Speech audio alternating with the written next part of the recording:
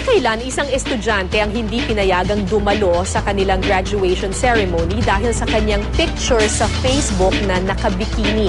Iginiit ng paaralan ang paghihigpit na ito ay obligasyon daw nila bilang isang Catholic school. Nilinaw naman ng estudyante na hindi raw siya ang nag-post ng litrato sa Facebook. Kalaunan ay pinayagan ng korte na makasali na siya sa graduation ceremony na gaganapin ngayong araw. May ilang kumpanya na rin sa Amerika ang tumitingin sa social networking sites para maging reference sa mga aplikante at para bigyan tayo ng impormasyon sa mga dapat at hindi dapat ilagay sa social networking sites. Makakapanayam natin si Jerry Liao, isang IT expert at Chief Operations Officer ng InfoChat. Good morning, Jerry. Good morning, Cara. At siyempre, good morning sa ating mga manonood. Oo, ngayon iba na talaga, no? Kapag mag-a-apply ka sa trabaho at pati kapag kunyari nasa eskwelahan ka, talagang madali ka nang ma-research ngayon, ma-google, ganyan. So, tinitignan nila lahat na, no? Kasi nga, online ka, tapos kung ano-ano yung pinupost mo sa Facebook. So, sinasabi nga, katulad itong nabanggit mo kanina, yung hindi pag-graduate, yung pagbabawal sa pag-graduate, at pati sa mga companies, pag nag-a-apply ka sa US, tinitignan na nila yung Facebook account mo. Meron kasing notion ng mga tao na because this is my Facebook, this is my personal account, or this is my Twitter account, personal ko to. So, I can put anything, di ba? Ang nakakalimutan ng mga tao, public to. So, nakikita ng lahat. So, totoo yun. That's your page, no? Kumaga sa domain mo yan, sa'yo yan. You can post anything you want. Right. But as you said, pagdating sa internet, wala naman sikreto dun di ba? So, dapat isa-isip ng mga gumagamit ng Facebook that although you own the page, and it's your personal account, but it's public, no? So, nakikita, no? So, although may mga privacy settings and everything, you can set it private, there is still a way na makita nila, makakuha sila ng information doon. And remember, meron kang mga friends sa Facebook. So, hindi mo alam kung sino yung mga connections niyan. So, pwede rin nila makita yung mga nakalagay doon. So, ano yung mga dapat tsaka hindi dapat ilagay? Halimbawa ito, yung naka-bikini. Paano kung nasa beach ka naman talaga, naka-swimsuit ka? So, dalawa yung nabanggit mo kanina. Yun nga, yung pagbabawal sa pag-graduate, saka yung paggagamit ng mga companies sa pagtingin ng Facebook page mo. So, una, iwasan mo yung mag-post ng mga sexually explicit materials, no? Kasi nga even if sabi mo nga nasa beach ako, no? So appropriate naman yung suot mo. Pero may kasabihan nga na what is moral to you may be immoral to me, and what is immoral to you may be moral to me. No? So better on the safe side. Safe side ka na lang. So para lang maiwasan, ano? Tapos yung sa mga companies naman na gumagamit sa tumitingin, no? May pag-aaral na ginawa ano yung mga items na dapat na iwasan mo na rin ilagay. Una-una yung mga vices mo, yung mga bisyo. So wag ka mo ilagay doon. Kunwari mahilig ka uminom o naninigarilyo ka, do not post pictures like that kasi tinitignan ng mga companies yan kung ano ka talaga, no. Second, wag ka mag-vent, no. Maglabas ng mga sama ng loob mo, huwag mo nilagay doon.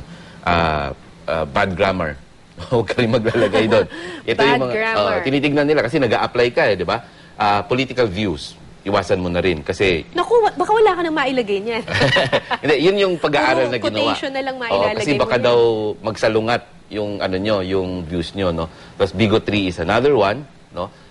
Tapos yung mga confessions, iwasan mo rin yan. Confessions meaning yung mga relationship confessions, di ba? Yung mga sama ng loob mo dito sa nakarelasyon mo, or yung mga sama ng loob mo sa kumpanya, o yung mga sama ng loob mo sa ka-opisina mo.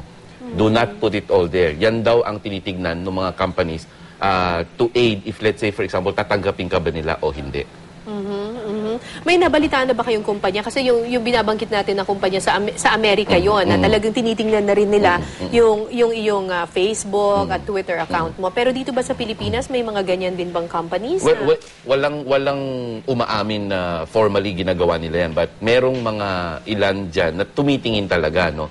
So, tinitignan nila kung ano nga yung ginagawa mo. So, wala naman aamin na we do, no?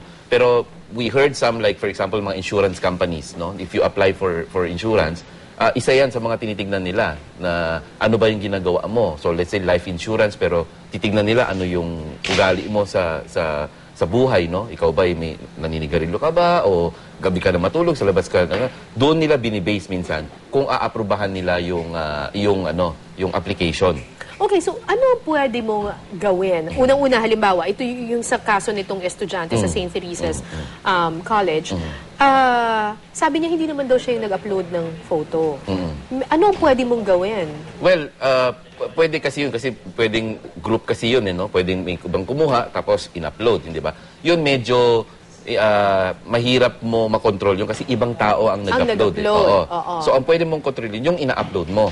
So, Right. meron kang... Or kapag tinag ka niya, can you untag yourself? You can untag yourself, but the problem is nakita na ng iba from the one who uploaded it.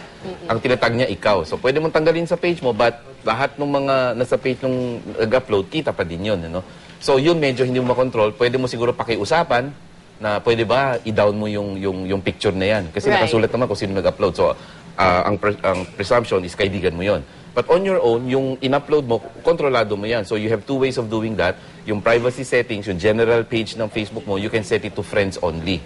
Ng mga kaibigan mo lang. Kasi may settings na friends only, friends of friends, tapos ikaw, only me, ikaw lang, no?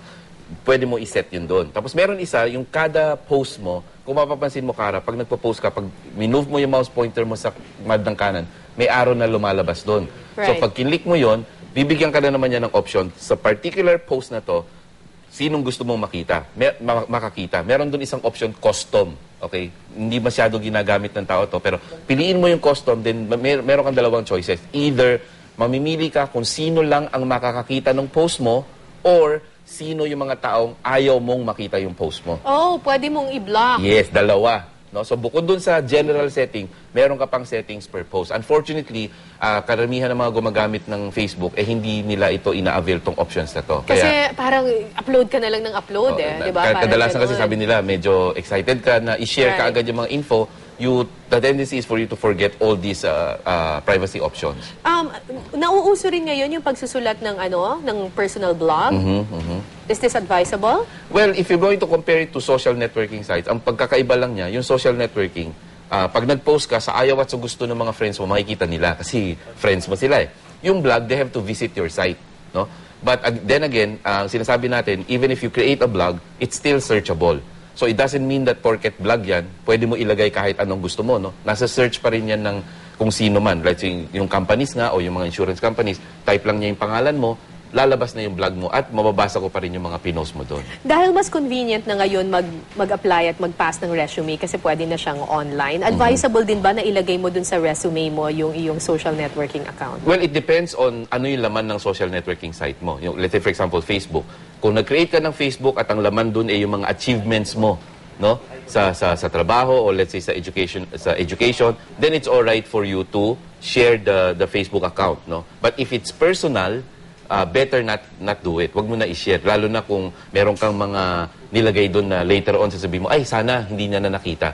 Iwasan mo na yun. Pero kung meron kang page na nakalagay doon lahat ng achievement mo, then go ahead, lagay mo doon. Para makita naman kung sino man yung mga mag-hire sa'yo o in-applyan mo, makikita nila lahat kung ano yung mga na-achieve mo. So, what should people remember? Lahat naman tayo, halos lahat tayo meron ng Facebook account. Ano yung dapat na ilagay mo sa utak mo?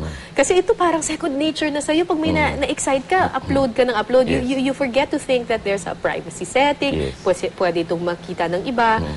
Anong pwede mong maibigay na tips Well, or ang advice? pinaka-general tip is, huwag kang magpo-post o huwag kang mag-upload ng mga posting mo, mga pictures mo na ikakapahamak mo ngayon or in the future. Kasi sabi mo nga kanina, di ba, pag nilagay mo na sa internet, forever, madalas nandyan na yan, hindi mo na maaalis, no? So, iwasan mo na yon. At tandaan po natin, right now, ang members ng Facebook ay halos umabot na ng 1 billion users worldwide. So, sari-sari po yung mga tao na nandyan, no? Huwag mo isipin na porket ikaw, ganito ka, ay yung mga tumitingin ng Facebook page mo, ipagkagaya mo. May mga tao dyan na iba yung intensyon. Iba yung views, iba yung intention. Meron yung iba, nandyan, gusto manloko. Yung iba... So just be very, very careful. Kasi very careful. Even if this is private, even if this is your personal account, it's public. Anybody can see it. At madalas nila, may possibility na maiba yung kanilang pananaw kung ba't mo in-upload yan. Sa'yo, pwedeng sinishare mo lang. Sa kanila, isipin, nagyayabang ka na. Right. No? So, iwasan mo na yan para hindi masyadong magkaroon ng problema in the future. And you have to remember nga yung mga general rules natin, di ba? Huwag ka magpo-post ng mga personal information, pictures ng mga anak mo, magbabakasyon ka, huwag mo na sabihin dyan, bumili ka ng bagong cellphone, TV, lahat huwag mo na i-post. Kasi nga, Wala na ako mapopost. mag-ano ka na lang, mag-react ka na lang, or basta iwasan mo lang. Hindi naman yung totally wag, no? Pero kasi nga, pag magbabakasyon ka, sasabihin mo, you're going here and there. Baka manakawan ka naman. Yes. Tapos may mga bumili ka ng bagong TV, mga cellphone, ay, si Cara may ganito, mayaman yan or something, nakawang ka din. So, yung iwas na lang, no? Ang general rule, ganito na lang, yung mga bagay na ayaw mong ipaalam sa mga taong hindi mo masyadong kilala, offline, ha? Ayaw mo masyadong ipaalam sa kanila, wag mo na rin gagawing online kasi halos pareho lang yan. At baka mas malala pa kasi nga, karamihan sa Facebook, hindi mo rin yung iba kakilala talaga. Diba? Basta mga kapuso, isipin nyo lang po na kung ano man ang pinupost nyo doon, hindi lang friends ninyo ang nakakabasa. Posible itong mabasa ng mga taong hindi nyo kilala. Saka yung ano pa, yung pagtanggap ng friends, medyo ingat ka din doon. Wag porket meron kang common friends na, let's say, 30 common friends, tatanggapin mo na, hindi naman talaga kita kilala. Iwasan mo na yun. Ang tanggapin mo lang, yung talagang kilala mo, no? Kasi sa mga ano rin, sa mga kumpanya, sana naman pag binasa yung mga Facebook account namin, ilagay naman sa konteksto. Kung nasa beach ka naman talaga, baka naman pwede kang ang tawag nila doon, shoulder surfing. Parang sa tabi mo doon tumitingin, no? Pero yun nga yung nagiging issue ngayon sa US, nire-require na nila, hindi lang yung pati password mo hinihingi ng kumpanya, no? Before katanggapin. So that's becoming a big issue in the US now. Be careful Yes. everyone. Kung kasi parang nasaan daw yung parang line, no? Na kailan ba yung, kasi nag-a-apply ka, hihingin ko yung password, pag hindi mo binigay, hindi kita tatanggapin. Naku. So pinag-uusapan ngayon yan sa US, no? Kung dapat bang ibigay yan o hindi. So maging maingat po mga kapuso kasi hindi natin alam kung sino nakakabasa ng ating mga personal accounts Yes. sa social media. Tama. Maraming salamat, Jerry Liao. Thank you. At yun nga, think before you click. Tama.